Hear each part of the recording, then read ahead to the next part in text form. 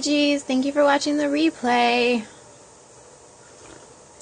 I just want to let you know this is probably going to be pretty long. However, we're mostly just going to be reading out of, hey, 8 Ashes, I haven't seen you in a while. How are you doing?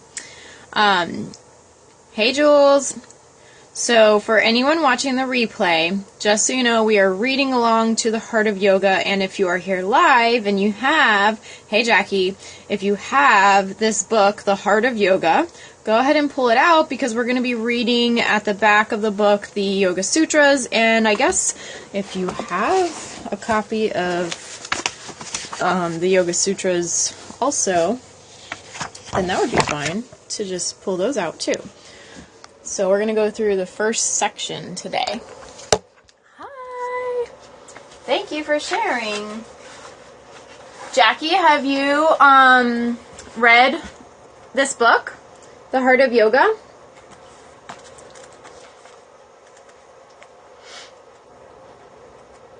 Because we're going to start on... Okay, so I put the link on my blog, boxedge.org, if you're interested in getting it. Jules told me it was really common to read for becoming a certified yoga instructor, and it is about developing a personal practice, so perfect win-win situation there. And yesterday we already read chapter 1 and 2 at the beginning of the book, but it's broken up into 2 parts, and so today we will start reading the back of the book, which is the Yoga Sutras of Patanjali. I do not know if I'll be able to say his name right. I do have it bookmarked where it says how to say the letters in the Sanskrit alphabet, so if you notice me stop and pause awkwardly, it's probably me trying to figure out how to say a letter, which I didn't remember the N with the little squiggly line. How is that not in there? I don't see that. So that's what we're doing. Kind of just really to help each other get through the book, and figure out how to make our own practice. Because obviously you know that I already teach a lot of different stuff and I practice a lot of stuff on my own, but I just don't really have a system. And then if I were to say I want to go to a yoga studio or something, then I want to know how I'd like to develop my practice so that I have it organized up in here. So once again, if you are joining, The Heart of Yoga is the book that we're reading. We are reading page 149 through 164 today. So it's a little bit long, however, half of the page is in English and half of it is in Sanskrit, so it'll probably go pretty fast. Oops! Yeah, Scope has been kicking me off a lot, so hopefully we don't have a part 2, 3, and 4 tonight. I'll follow if there's any words that I've heard mentioned next time. I'll go. Okay, yes, that will be great. Did you get to see my handstand on my down dog Scope? I was super excited because I even walked my handstand and I somehow still held it for 8 to 10 seconds, something like that. And for any of you who are new here, I know the 2 of you that are in here right now, but in case you are watching the replay and have no idea who the heck I am and why I'm talking about this, my name is Lisa. I am a yogi blogger. I blog on boxedge.org, and I like to share with you my journey of how I'm finding yoga and practicing yoga. So pretty much if you have any questions or tips or just anything that has to do with yoga, just go there, and I probably have talked about it or am going to talk about it, and I'm always open for suggestions because, as you can see, Jules told me read this book, and I was like, oh, that's a good idea, let's read this book. So I'm going to be facing here part of the time because I'm really, really cold in my cottage. There's not a ton of insulation in this, and it's 35 degrees out here, which I know for the northern people it seems kind of silly, but it's kind of I'm camping every day. So it's probably 40 degrees in my cottage right now. Soaking wet? At first I read that really quickly, Jules, and I thought it said I love pooping in the grass, and then I realized you said I love popping handstands in the grass. Okay. And it's so cold that, like, my diffuser, you can't really see it. My diffuser, it's, like, putting out the scent, but, like, it doesn't look like anything's coming out because it's so cold in here. I think it's, like, I don't know, it's making it really strange. Alright. But I have the little space heater on, like, high. Okay, so, part 1 of the Samadhipada. How do you say the long A? My sunny lawn.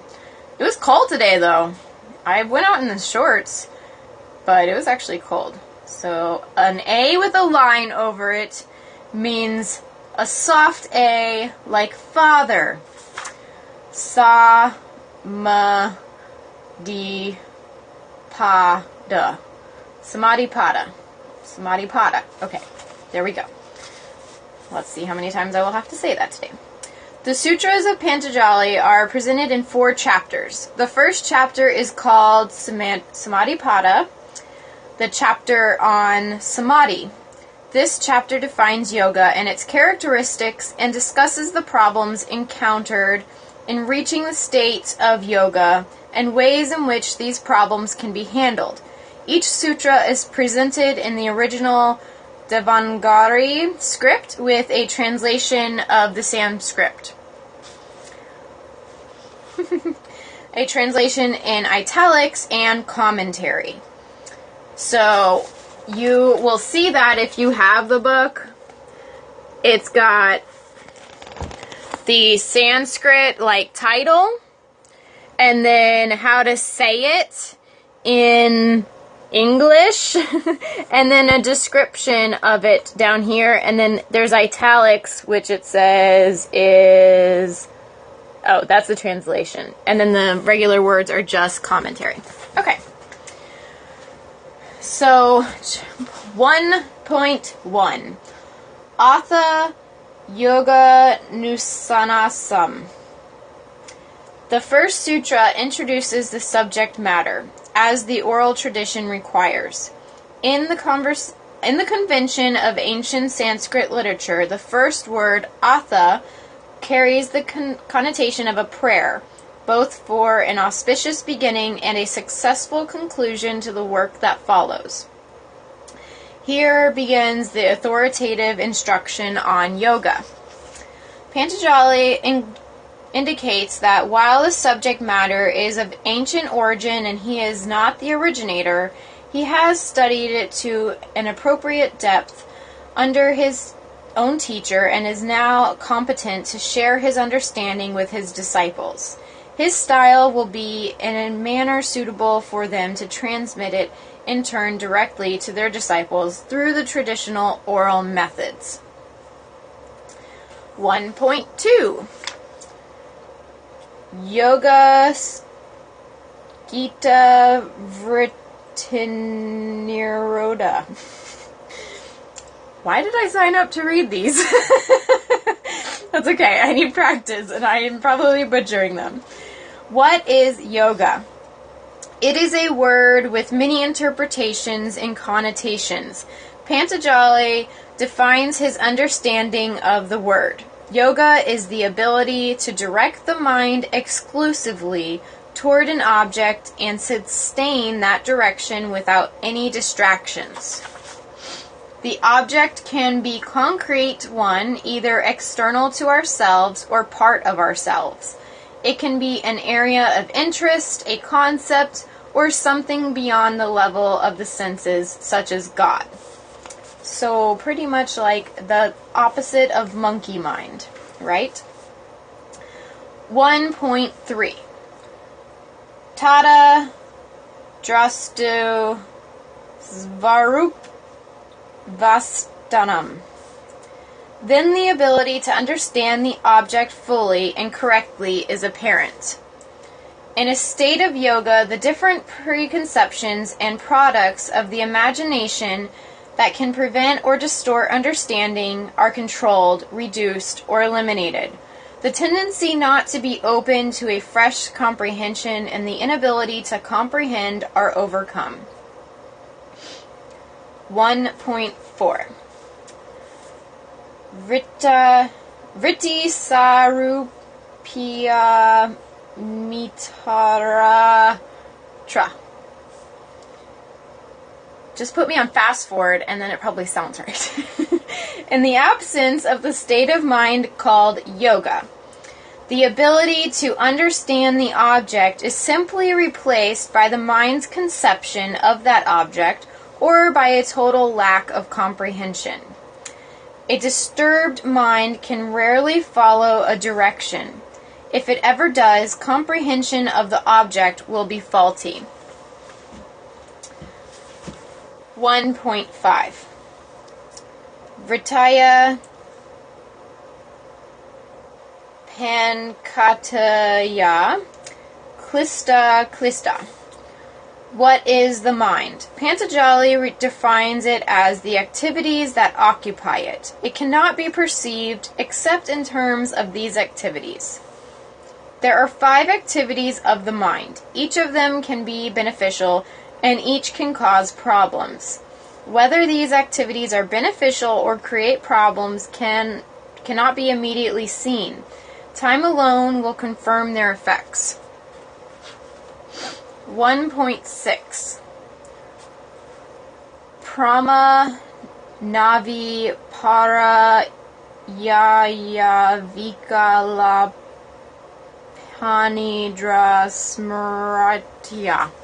I don't know what that comment said. I'm sorry. It took too long for me to read the word. That was one whole word, I think. That was very long. I feel like a little child trying to learn how to sound out the word the. The 5 activities are comprehension, misapprehension, imagination, deep sleep, and memory. Each mental activity has its own characteristics, and although not always apparent, they can be individually recognized. Their dominance and effects on our behavior and attitudes combine to make up our personalities. I'm interested to hear about the deep sleep because I have a very bad problem with sleeping for very long amounts of time. So it's interesting that that's part of what makes up our personality. Okay, 1.7. Pratyaksanumana Gama Pramani. These activities are each defined. Comprehension is based on direct observation of the object, interference, and reference to reliable authorities. The mind can register an object directly through the senses. When the available information is inadequate or incomplete for sensual perception, other faculties, such as logic and memory, may enable a more complete apprehension of the object to be inferred. When no direct comprehension is possible, reference to reliable authorities, such as a written text or trusted individual, can enable comprehension indirectly. In such a way, we do understand places, people, or concepts outside our direct experiences. In a state of yoga, comprehension is different from comprehension at other times. It is closer to the true nature of the object. Any comments so far about what you're thinking about any of these things? And Jules, you may want to type comments so that when you give your recap, then you'll remember what was on your mind. Or write it in your book like I did.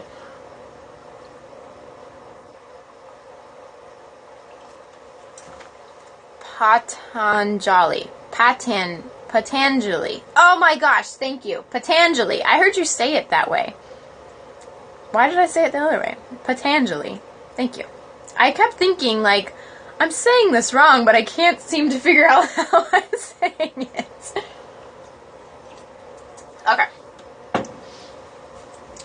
Each time I look back at these pronunciation things, I'm starting to remember little ones, but these are very long Sanskrit words, so I'm kind of not even able to remember what each letter means because it's a mess of words.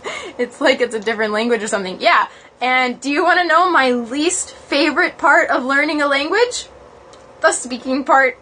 I'm really good at reading French, but I will not speak it. A few times, Bina has told me how to say certain words, and I just can't say them. So this is kind of forcing me to do it, and I'm thanking you for that, Jules, because otherwise I don't even like saying like Bakasana or whatever. Je parle français aussi. Okay. See, I don't speak it. I can read it. I know what you're saying. All right. 1.8.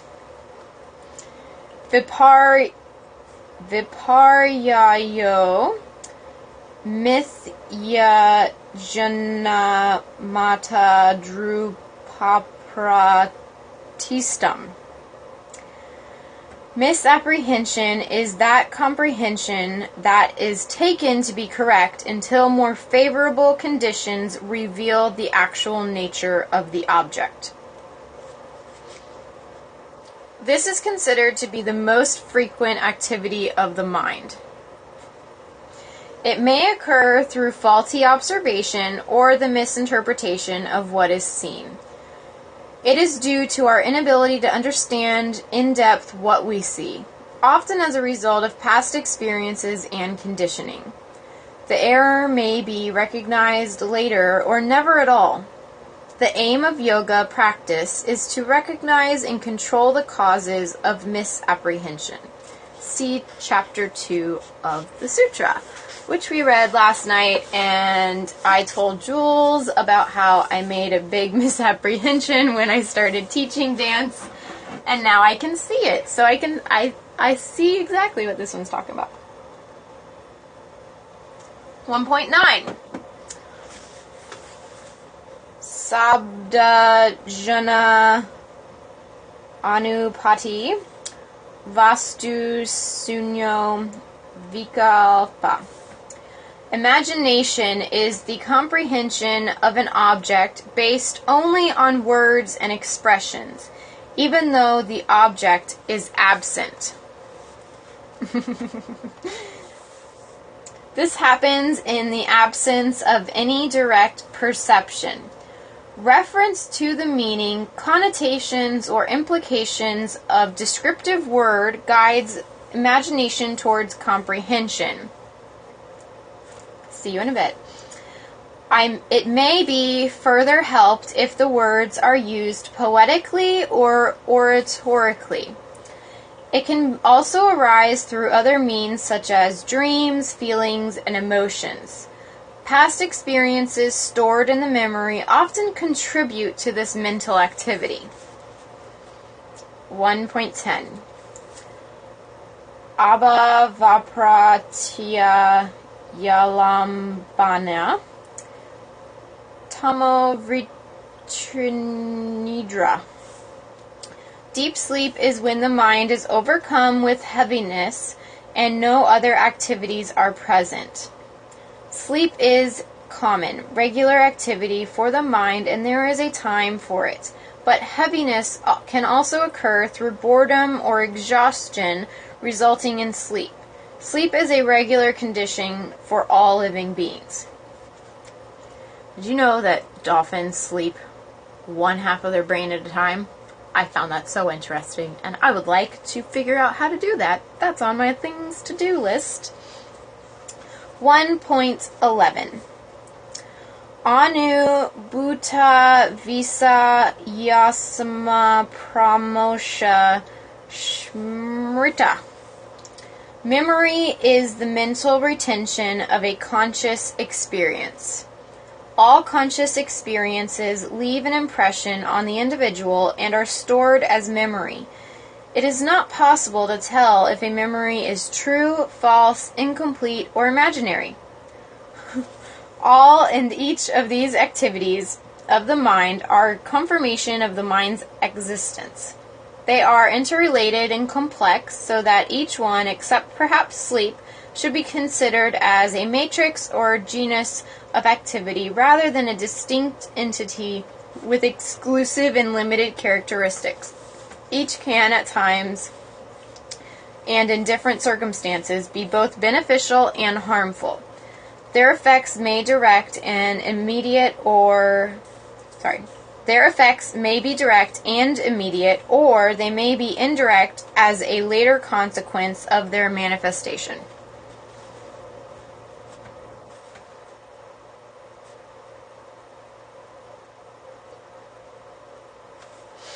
(1.12) Abhyasa varigaya bayam tani roda. How do we arrive at a state of yoga? What should we do and what should we not do? The mind can reach the state of yoga through practice and detachment. 1.13 Tatra Sticho Yatno Abhyasa. What are the essential features of this practice and detachment? Even though the techniques involved are not specified here, the following two sutra indicate their qualities. Practice is basically the correct effort required to move toward, reach, and maintain the state of yoga. See 1.2. The practices chosen must be correctly learned from and guided by a competent teacher who understands the personal and social character of the student. If the appropriate practice for a particular student is not provided and followed, there can be little hope for achieving success. I don't even really have a teacher, so I wonder what it's going to say about that, or if that would even be addressed in a text this old when social media and the internet weren't made.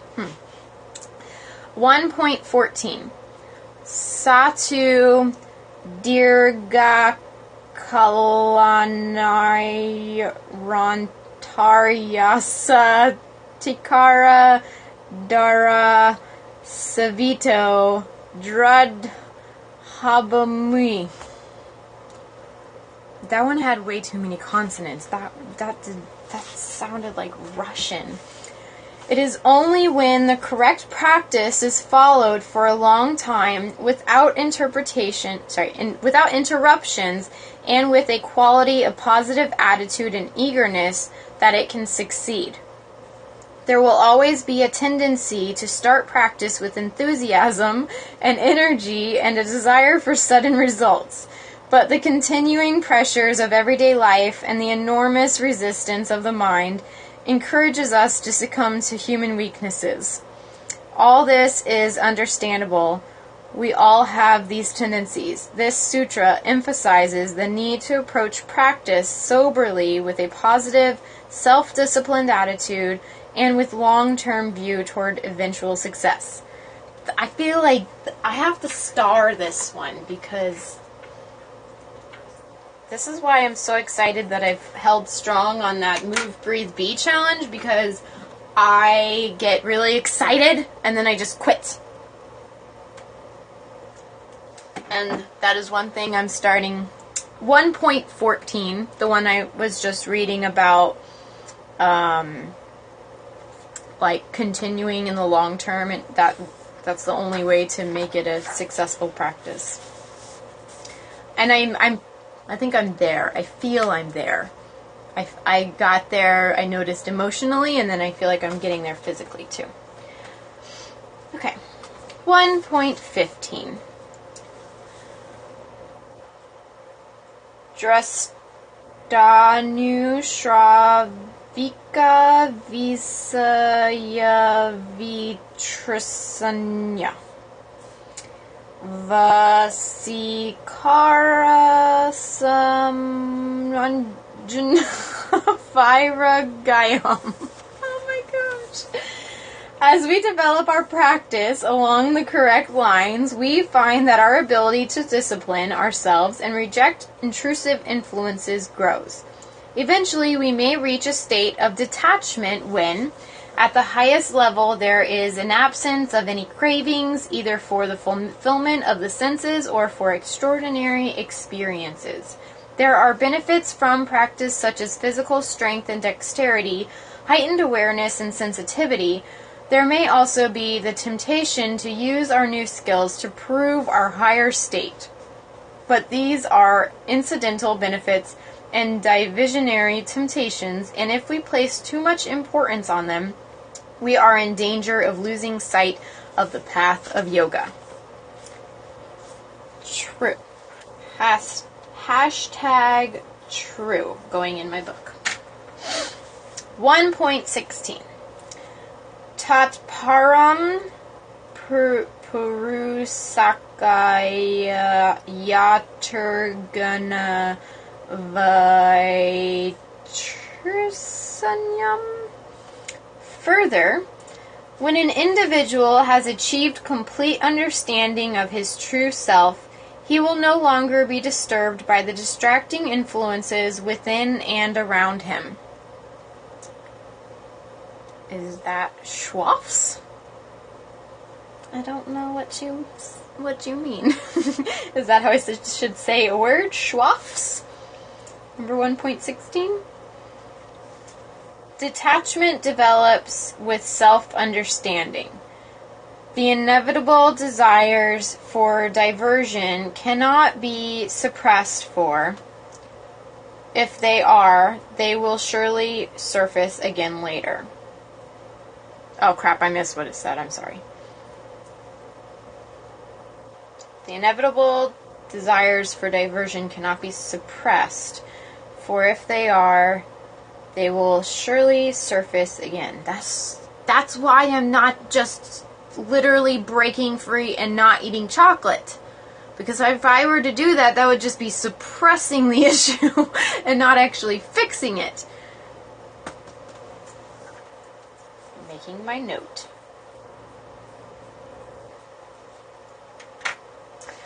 .17.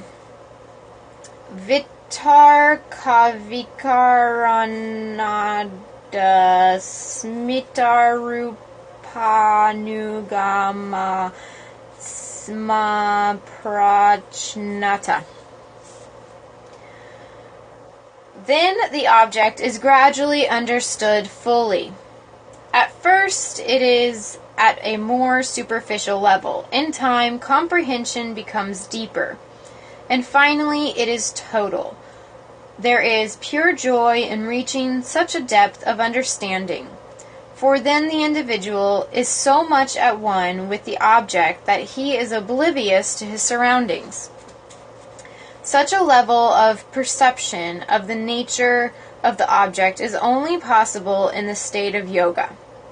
Frequently, we are able to understand the superficial and more obvious elements, but comprehension is incomplete until we have achieved perception at the deepest level without any errors. 1.18. Vira Mapratyayabhya Saparva Samskara Sesonya. When the mind rises to the state of yoga and remains so, the usual mental disturbances are absent. However, memories of the past continue. Then perception is immediate, not gradual. The memories remain to help us live in the day-to-day world, but not to create distractions. 1.19. Bhava prachayo vida prakritayanam. Inevitably, because of the many millions who share this world with us, there will be some who are born in a state of yoga. They need not practice or discipline themselves. But these are rare persons who cannot be copied and should not be emulated. Indeed, some may succumb to worldly influences and lose their superior qualities. You know what those are called, right?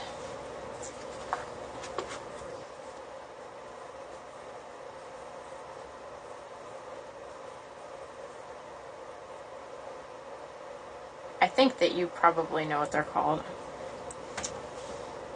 Hello again, Jules. Did you hear 1.19 about how some are born into a state of yoga? Do you know what they're called? Yeah, it's probably Periscope.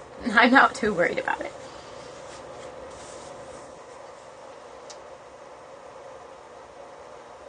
Do you know what the children who are born in a state of yoga are called? I was just curious if you knew before I said it. Indigo children. Babies.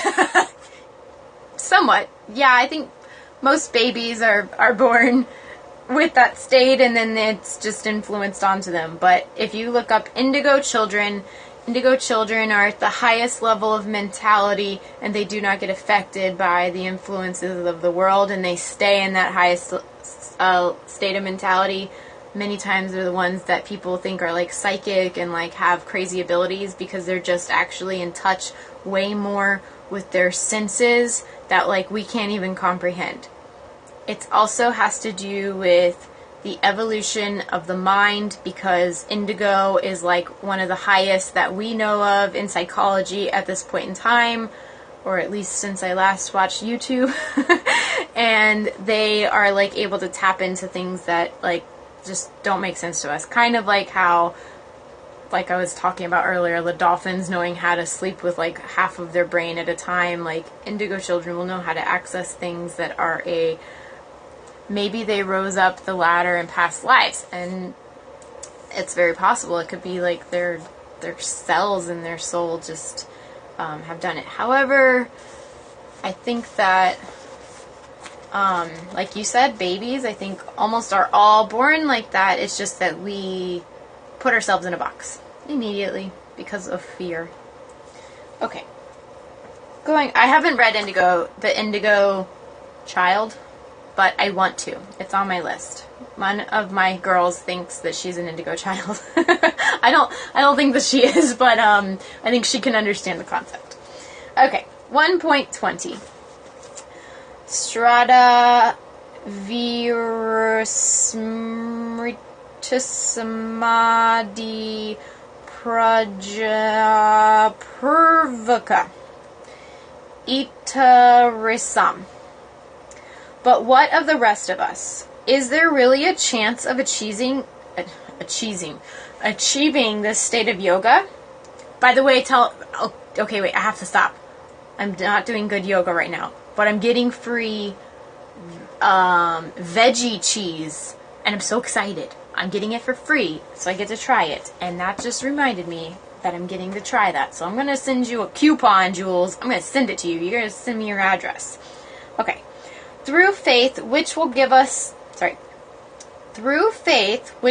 sufficient energy to achieve success against all odds. Direction will be maintained. The realization of the goal of yoga is a matter of time.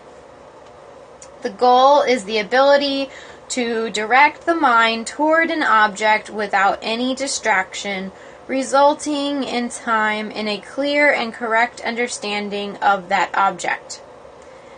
Faith is the unshakable conviction that we can arrive at that goal. We must not be lulled by complacency in success or discouraged by failure. We must work hard and steadily through all distractions, whether seemingly good or bad.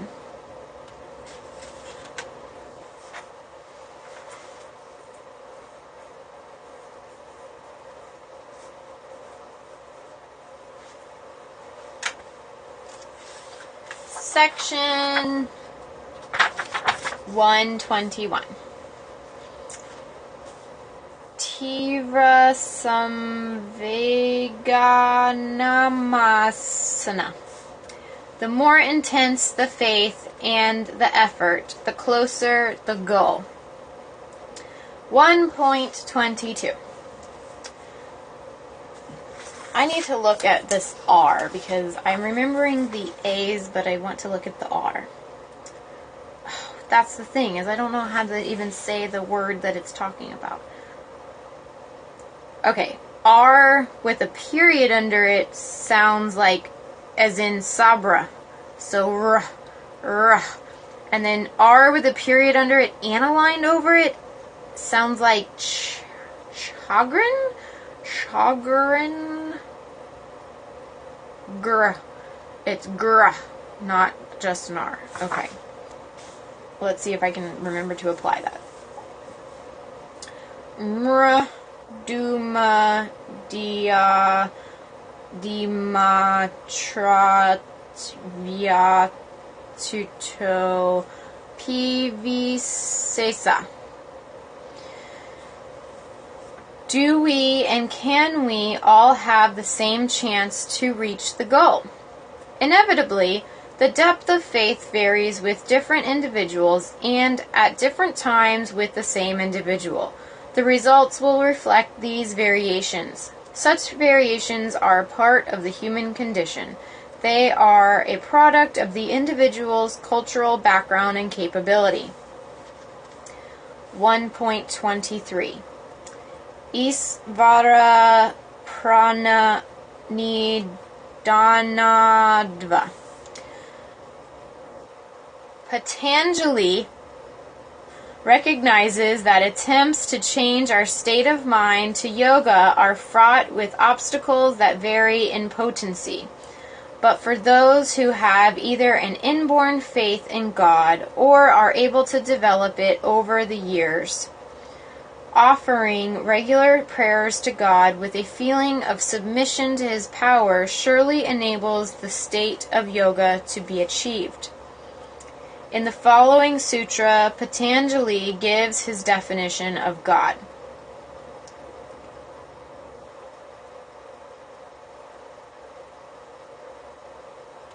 So I think, is that saying like, if you are like born or like just associate with God, then like it's saying that the regular prayers will help you get to yoga? I think that's what it's saying.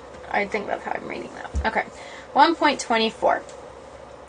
Klesa karma vipakasaya para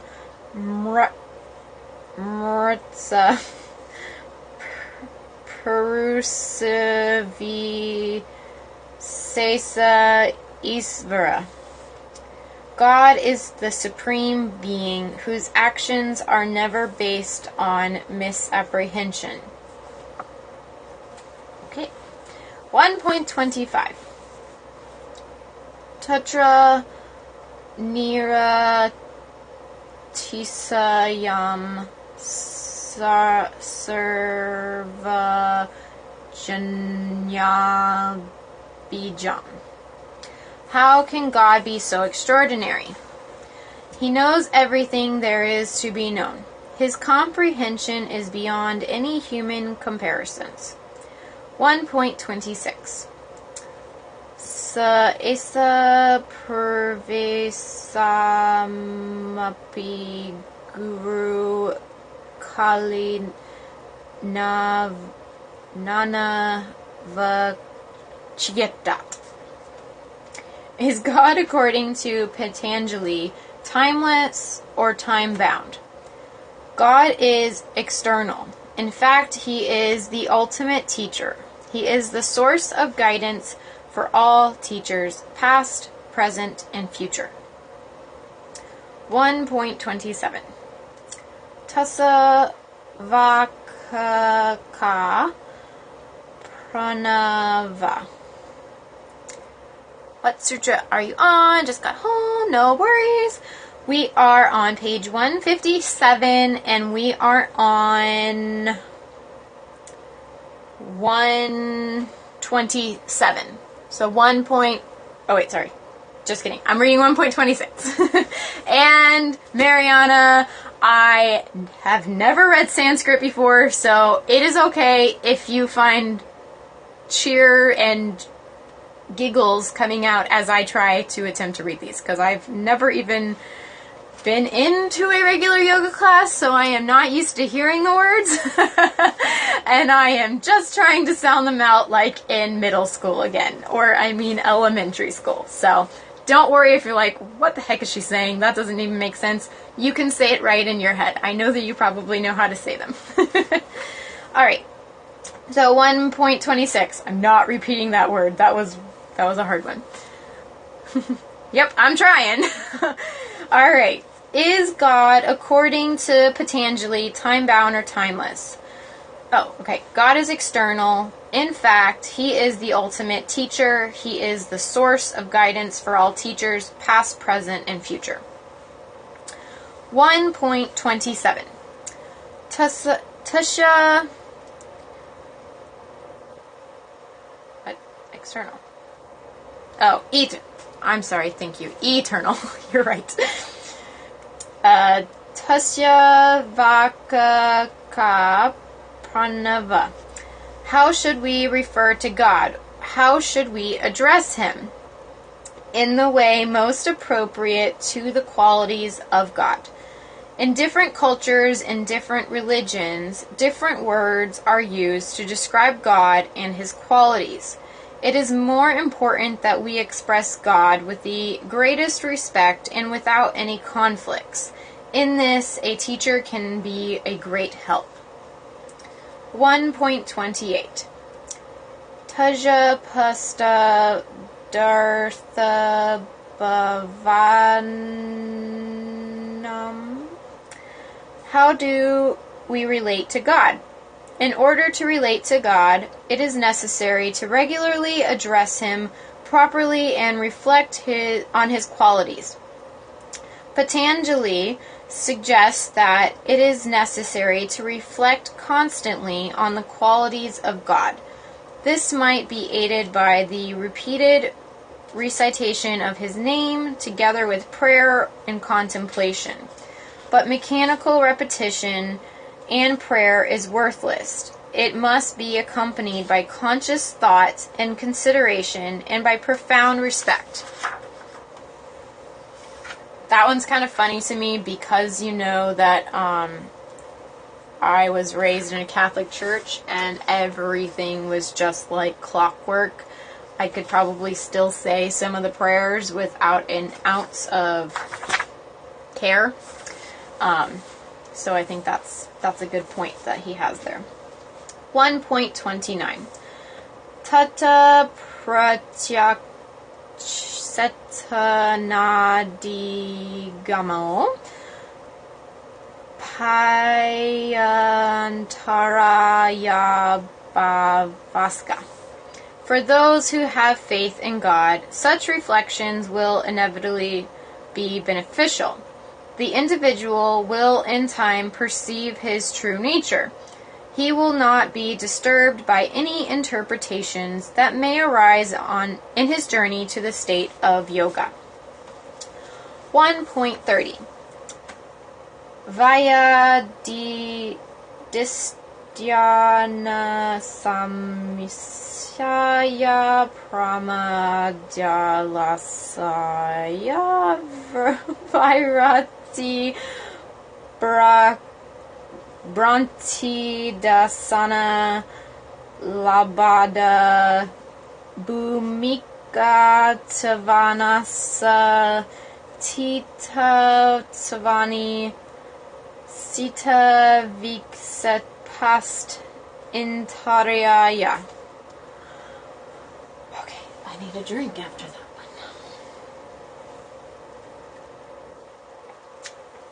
What, if any, are the interruptions? There are 9 types of interruptions to developing mental clarity. Illness, mental stagnation, doubts, lack of foresight, fatigue, overindulgence, illusions about one's true state of mind, lack of perseverance, and regression. They are obstacles because they create mental disturbances and encourage distractions. The more we are vulnerable to these interruptions, the more difficult it is to reach a state of yoga.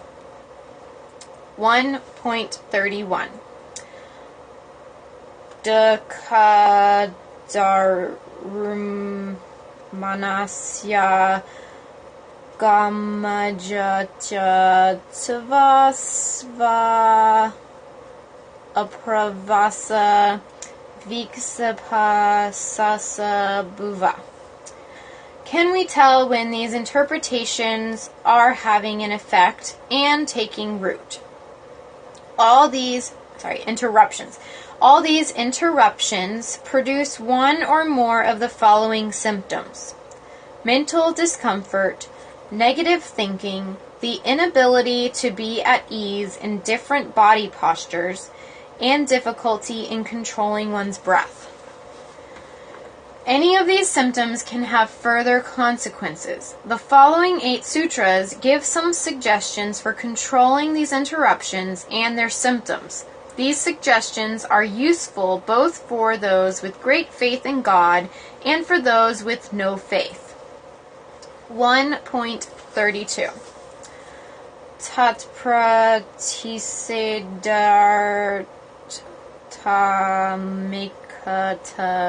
Abhyasa. If one can select an appropriate means to study the mind and practice this, whatever the provocations, the interruptions cannot take root. 1.33 Maitri Karunamuditopikasanam Sukha Dukha Punya Visayanam Bhavanatasgita Prasadanam.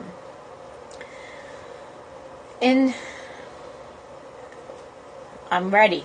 In daily life, we see people around who are happier than we are, people who are less happy. Some may be doing praiseworthy things, and others causing problems.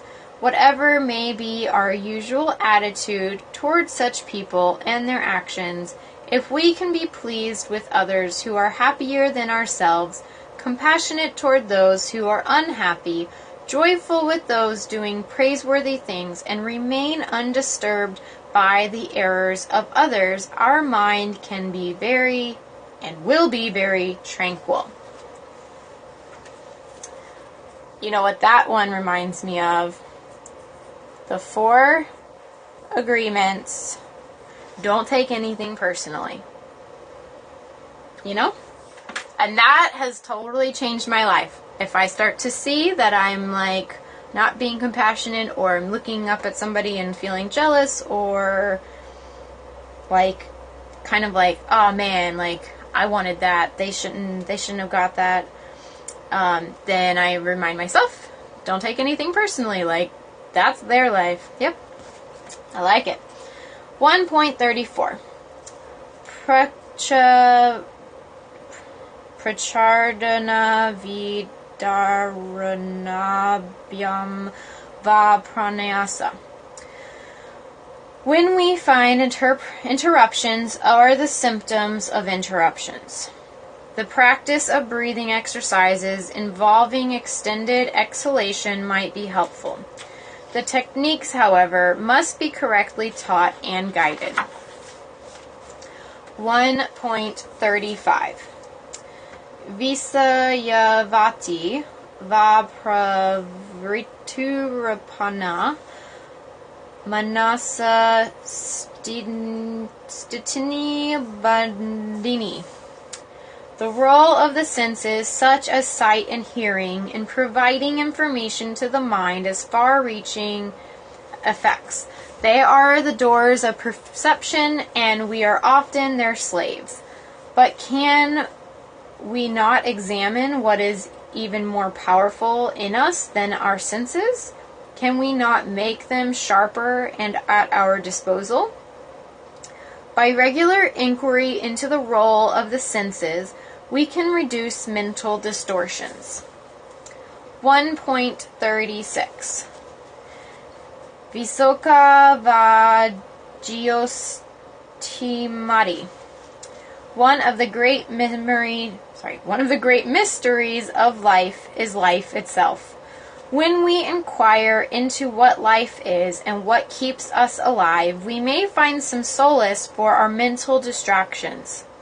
Consideration of things greater than our individual selves helps put ourselves in perspective.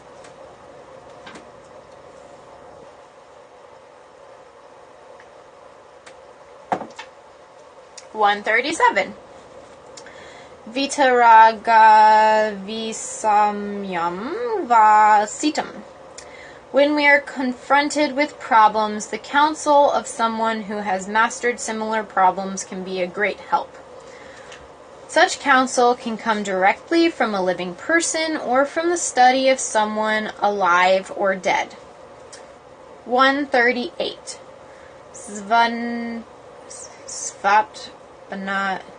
Nanidra jana lambanam va. When we believe we know a lot, we may become arrogant in our knowledge. The consequences can be disturbing. In fact, even the most ordinary day-to-day occurrences are not always clear to us. Inquiry into dreams and sleep and our experiences during or around these states can help to clarify some of our problems. How refreshing is it after a good night's sleep? How disturbing a bad dream can be. I get very disturbed by bad dreams. I have quite a lot of bad dreams, actually, and sometimes they can haunt me all day. It's just trying to make sense of it. 1.39.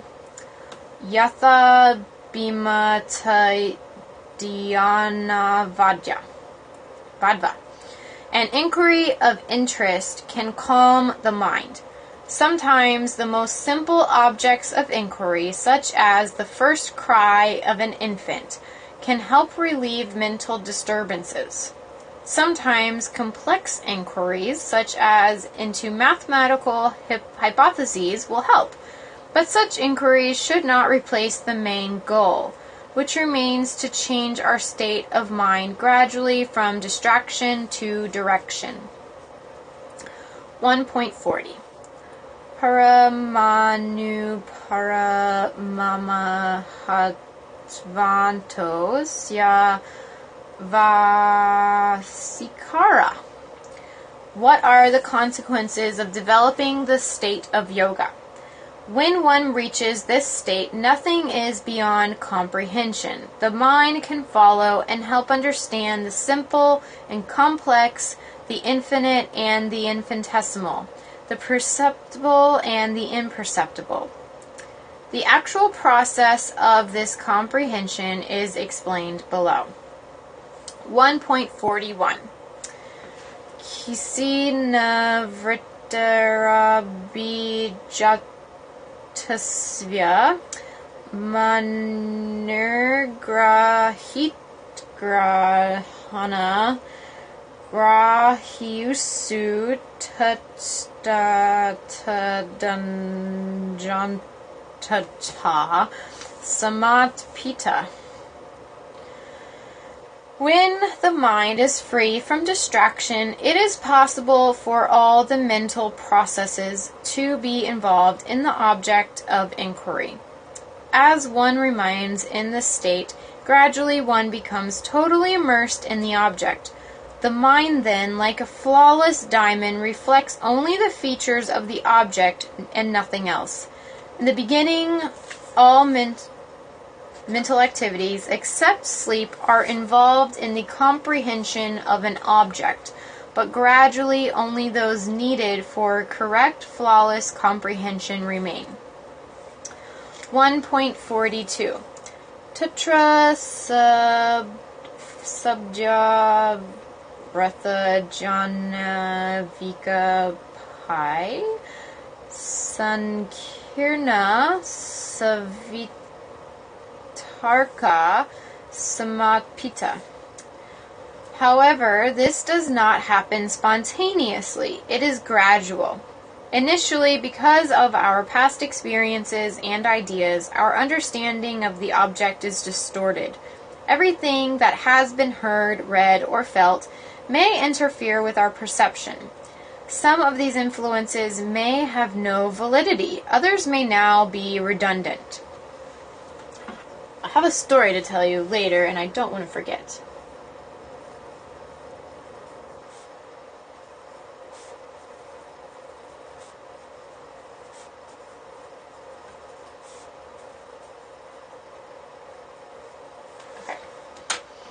and it has to do like with what we're talking about. 1.43.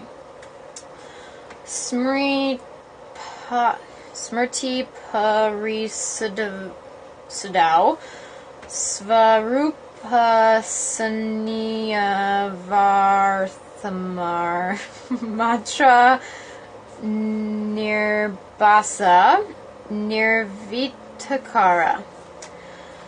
When the direction of the mind toward the object is sustained, the ideas and memories of the past gradually recede. The mind becomes crystal clear and one with the object. At this moment, there is no feeling of oneself. This is pure perception. 144.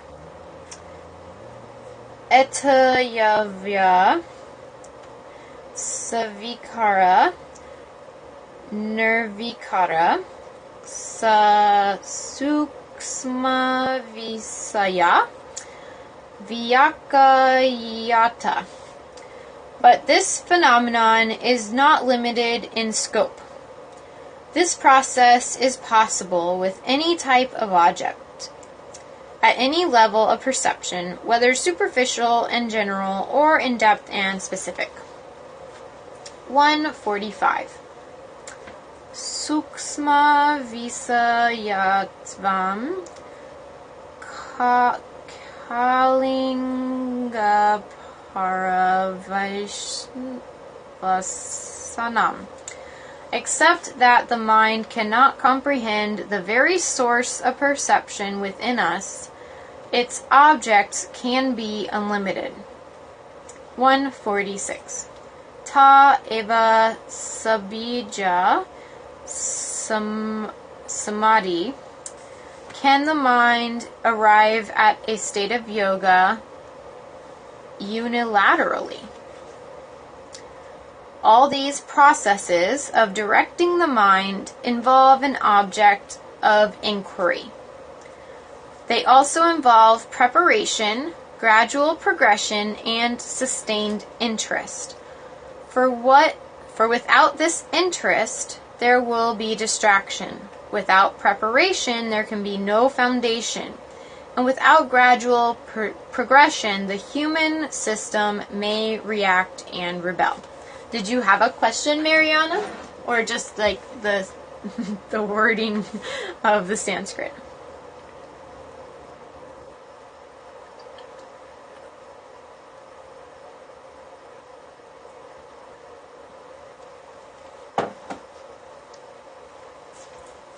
Okay. Chapstick.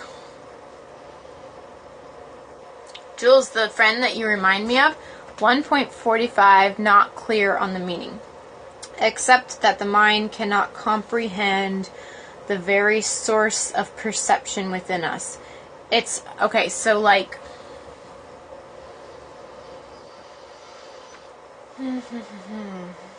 alright, here's a good example. Oh, before I forget. Yeah, so, Jules, this is like a chapstick that the girl that I told you, like, I don't know if I told you, one of my friends looks like just like you and remind me of her, and she gave me this like natural organic chapstick last year. I don't talk to her very much anymore. So the last part, its objects can be unlimited. So Mariana, I take it as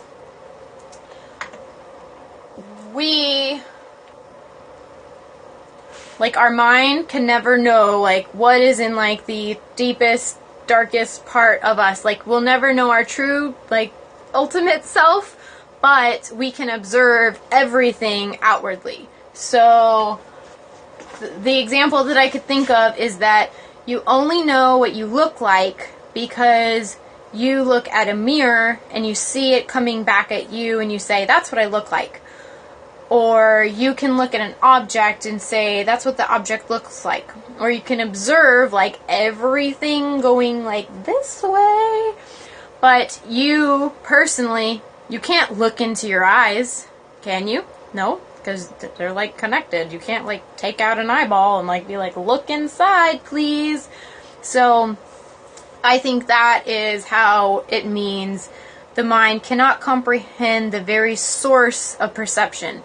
You can never see inside of your own eyeball. that's where, you know, like, one source of perception at least. You can't ever hear your own hearing. Mind will have many perceptions of reality, but hard to comprehend the self. Yeah. Like, pretty much, it's like you learn what the self is by studying what it is almost not, like what is outside of it. Kind of like how they find scientists, like, I'm trying to think of the word. Sometimes scientists are looking for something, and the only way of knowing that the thing is there is by seeing what's around it or what's not there. So like a black hole, astronomers like only know that a black hole exists not because they are seeing that the black hole is there, but they see on the edges, like how things are, like, say, like moving inward, or they see that there is no light, they see that there is like a centrifugal, like, force or whatever going around it. So it's like they'll never be able to actually see the black hole, but they know it's there because they looked at everything around it. Mind is not separated from self, but we make a concession to understand consciousness. Yeah. I hope that, I don't know, gave you some insight, because that's how I interpreted it. What number? Okay.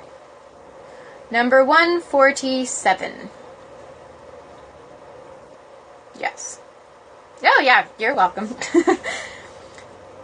Nirvisaravasiraja Dayatma Prasada.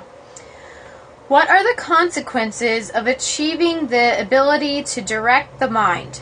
Then the individual begins to truly know himself.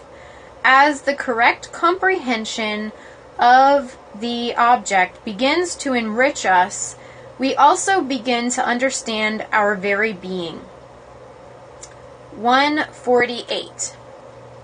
Then, Ratambara Tatra Prajna. Then what he sees and shares with others is free from error. 149.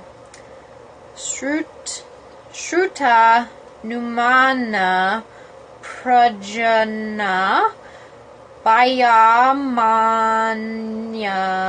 Visaya. Visesartavat. His knowledge is no longer based on memory or inference. It is spontaneous, direct, and at both a level and an intensity that is beyond the ordinary. In such circumstances, our mind reflects the object of our inquiry simply like a clear or perfect mirror. I haven't read these, guys. That was weird. Okay. 1.50. Taja samskaro nyasamskara pratibandhi. 1 second. Let me finish reading this and I'll come back.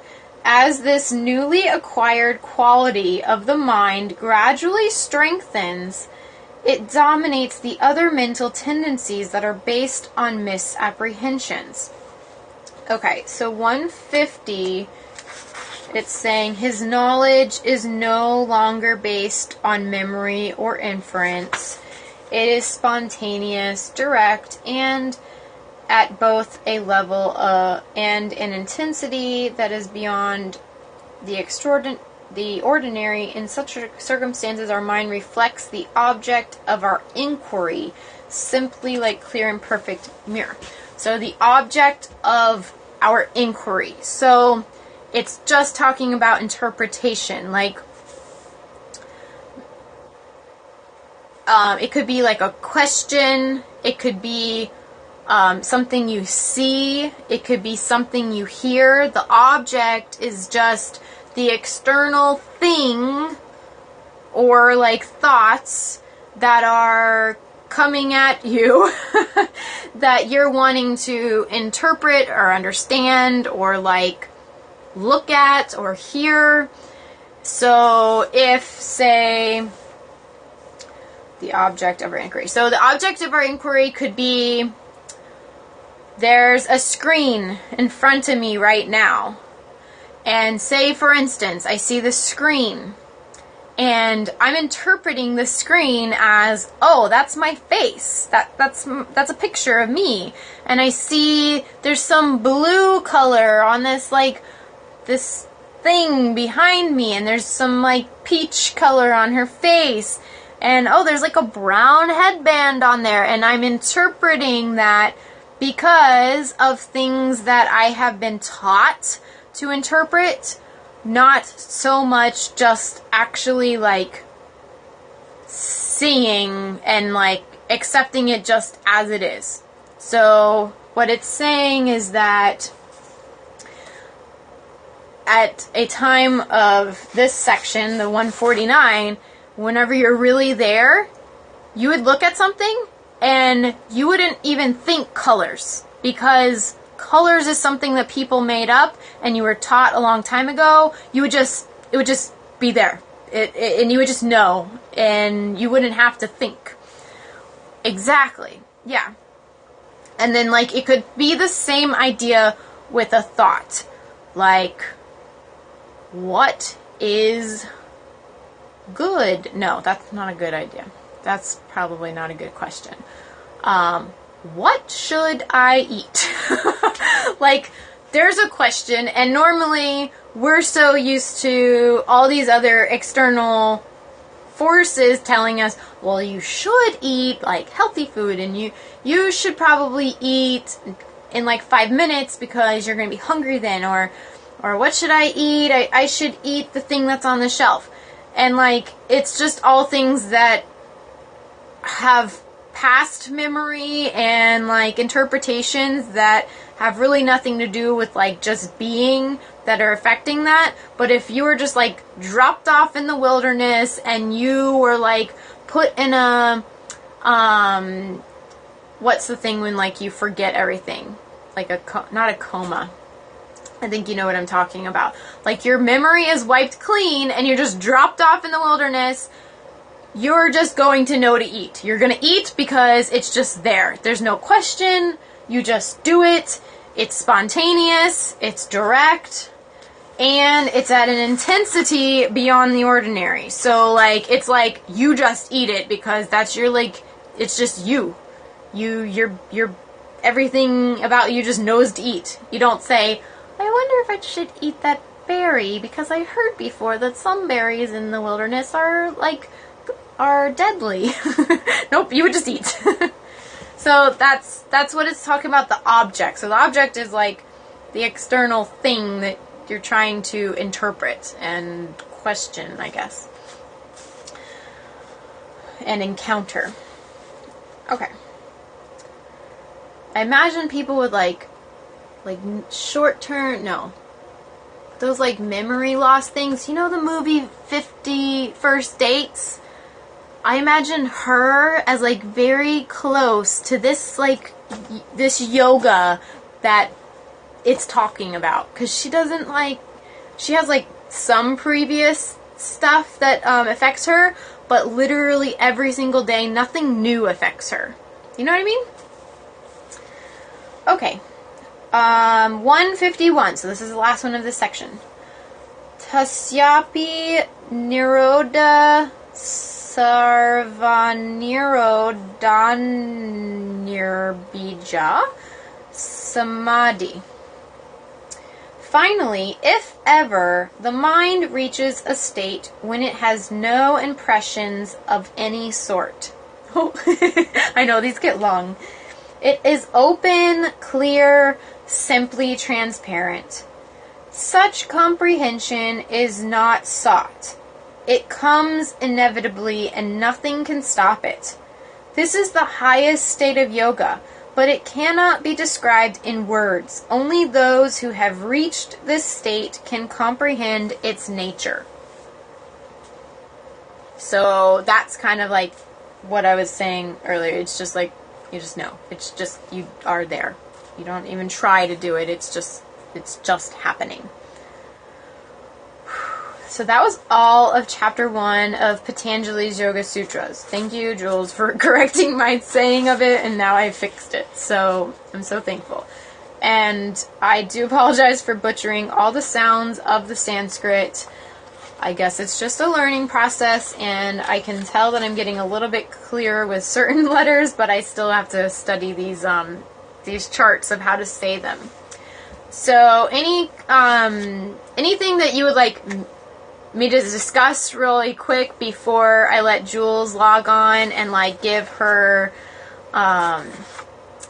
review or like feedback of what's gone on from what we read, and then I'll do like a journal scope after, because I have a feeling that I just very long-winded and I don't want to hold her thoughts back, and I would like to have it in a separate thing anyways. But any questions or quick comments about that before we do that? And Jules, how you doing? Are you still there? Surprised my battery hasn't died. I wrote the steps. Let me know if I am right. What are the steps?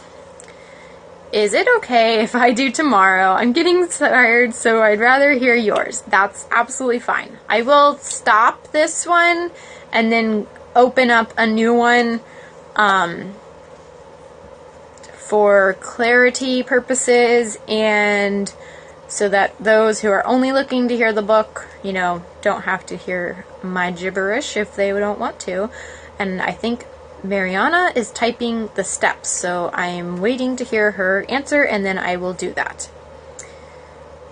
And Jules, you don't even have to give your recap if you are like not wanting to do that on scope. I didn't want 1.33 like the 4 agreements you said. Oh, okay, yeah. So like 133, I'm going back to it really quick. 133, in daily life, if we see people around who are happier than we are, people who are less happy, some may be doing praiseworthy things and others causing problems, whatever may be our usual attitude towards such people and their actions, if we can be pleased with others who are happier than ourselves, compassionate to those who are unhappy, joyful with those doing praiseworthy things, and remain undisturbed by the errors of others, our mind will be very tranquil. Yeah, so it's kind of like a compass. Like, there are some people who are doing really praiseworthy things, and you should feel joy for them, not judge them and say, I want to be up there, just be okay being here. And then there's some people doing not so great things down here, and you just don't let them affect you. You just stay in your spot. Second step, 1.35, inquiry about our senses and emotions. That could be the object too. Yes. And then the other ones I would say were like on the side, you're just going to stay here. 135. By regular inquiry into the role of the senses, we can reduce mental distortions. Yes. I can understand that too. And I'm thinking, I don't know how many steps you have. I'm waiting to make sure that I get them all before I switch over to a different scope.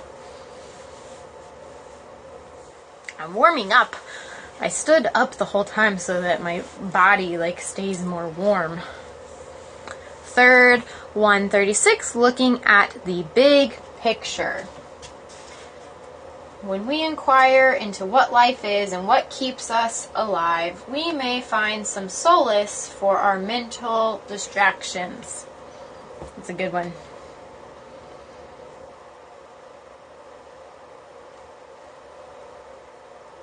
What life is and what keeps us alive.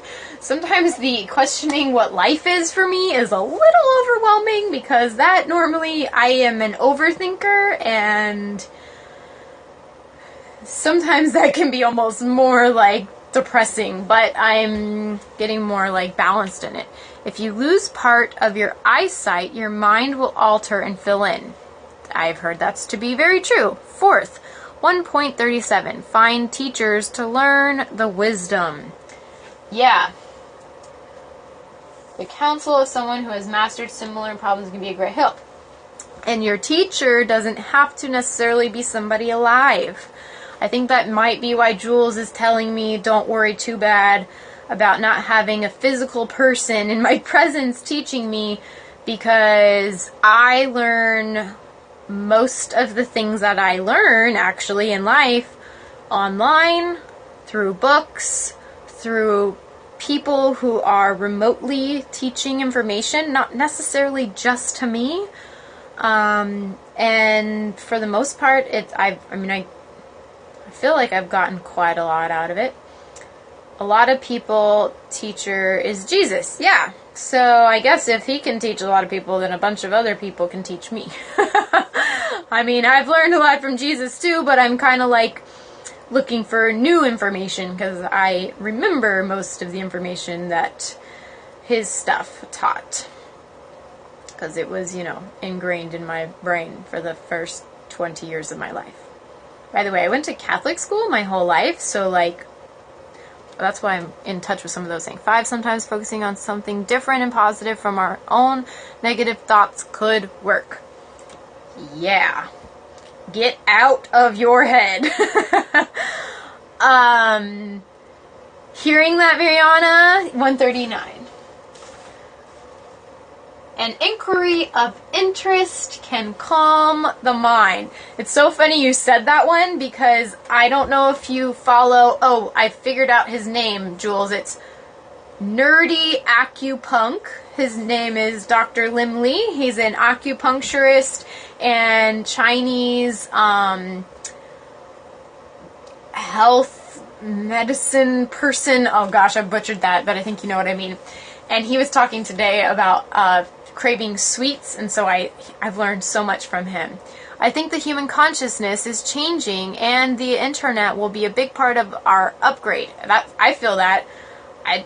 I don't really feel the need. He is great. Today was about sugar. Bad for you. I know, but did you hear what he said about how sometimes, if you're craving sugar, it's because sugar is the earth element sense, and that sometimes just doing something sweet for yourself, like taking yourself on a walk or buying yourself flowers or something like that, it gets you out of that zone, and it replaces that craving for sweetness. And I thought that was so crazy, and that's so cool.